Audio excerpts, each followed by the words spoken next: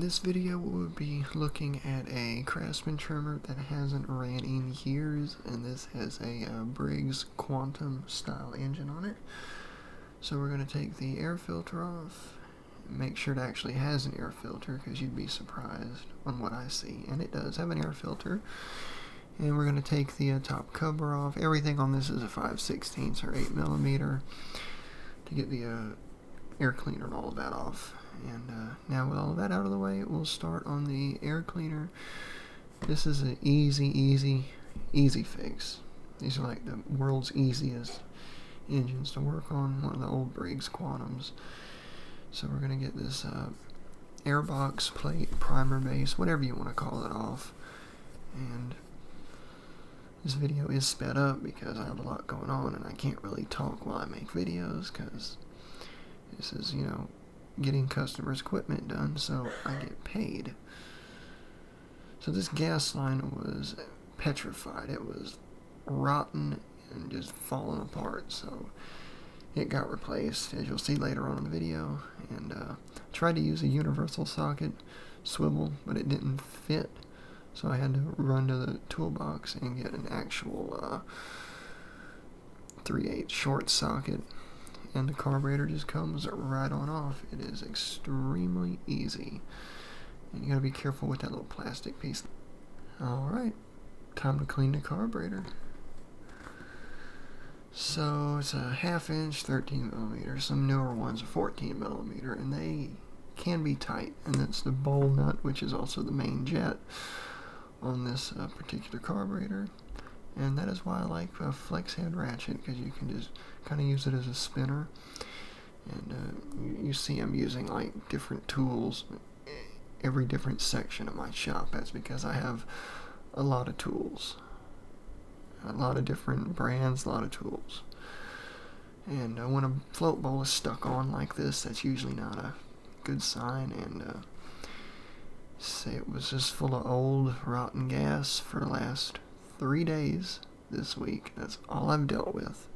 Like, today is November 15th, 2022, and I had a very large generator full of rotten gas today. But anyways, main focus is this video, so it's going to need a new float bowl gasket, and I don't know what that gritty stuff was in the gas. I believe it was aluminum oxide from the carburetor breaking down, because it is aluminum, and water and gas forms some type of acid that like corrodes it. And old gas is pretty harsh on metal too. It will take the paint off things, and I've tested that theory before. But anyways, I'm using a little pick here to scrape the petrified bowl gasket off the carburetor, because I was originally going to reuse it, but these things are like a dime a dozen, meaning they don't cost a lot of money. So in the end, I just found a new one and reused it. But if you do plan on reusing them, you can, but you just have to be extremely careful not to rip them.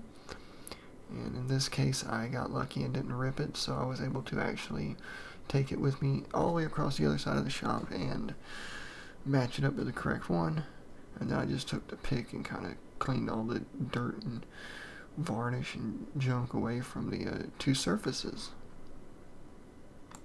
So this is all the footage I have of rebuilding the carburetor, because apparently my camera is old and didn't record it. But there is the new bowl gasket, and I did put the carburetor in an ultrasonic cleaner. I ran 2 16-minute cycles. I live by the motto, do it right the first time, and better safe than sorry, so I usually run 2 cycles in the ultrasonic.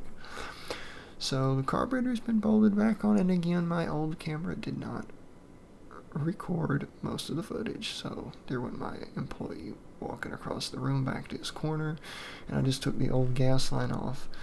Don't know why there's such a long pause. I must have had a phone call or something, but there is the new gas line going on, and it's just regular 30R7 Continental hose. That's what I use. That's basically all I could find. And again, I don't know what's with the long pause, but since it's time-lapse, I just decided to leave it in. Like I said, my camera's old, so forgive me. And I'm going to cut the line. Now, I made it a little bit too long, and you'll see it's got too sharp of a dip in it. So I took it loose and just cut just a very little bit off. And I make them long on purpose because you can always take off, but you can't add on. And yes, the air cleaner gasket is behind there, and I had to put the crankcase breather hose back on because it's a major pain to do when the cover's on. And everything seems to be working, so I'm going to put the top back on. And I did have video of it running and functioning, but like I said, my very old camera did not record the footage. So anyways, as this comes to an end, I hope you all enjoyed this video. There will be plenty more, and hopefully we can get back to where I don't have to do voiceovers very soon. See you on the next one. Bye for now.